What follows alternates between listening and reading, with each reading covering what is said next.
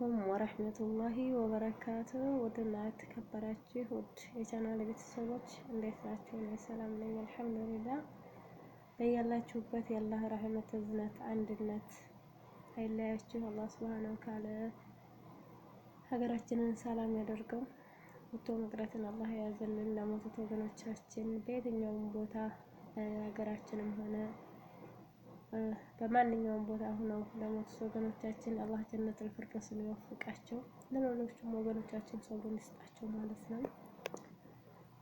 አላህ ሀገራችንን ሰላም ያደርገው። ለቤት አዲስ የሆናችሁ ሰብስክራይብ፣ ላይክ፣ ሼር ያደረጋችሁ አበረታቱኝ። እንዲሁም ውድ እህቶቼ መካ፣ ጅዳ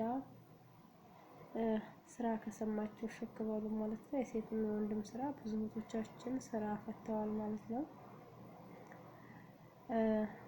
ስራ አይመርጡም።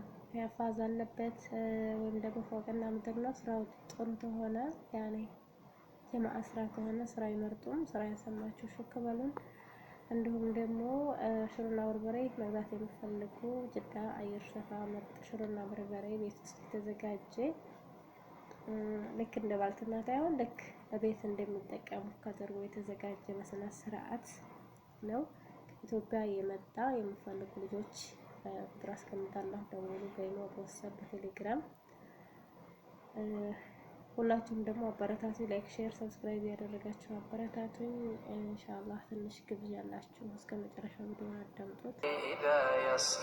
هل في ذلك قسم لذي حجر ألم تر كيف فعل ربك بعاد إرم ذات العماد التي لم يخلق مثلها في البلاد وثمود الذين جابوا الصخر بالواد وفرعون ذي الأوتاد الذين طغوا في البلاد فأكثروا فيها الفساد فصب عليهم ربك سوط عذاب إن ربك لبالمرصاد فأما الإنسان إذا ما ابتلاه ربه فأكرمه ونعمه فيقول ربي أكرمن وأما إذا ما ابتلاه فقدر عليه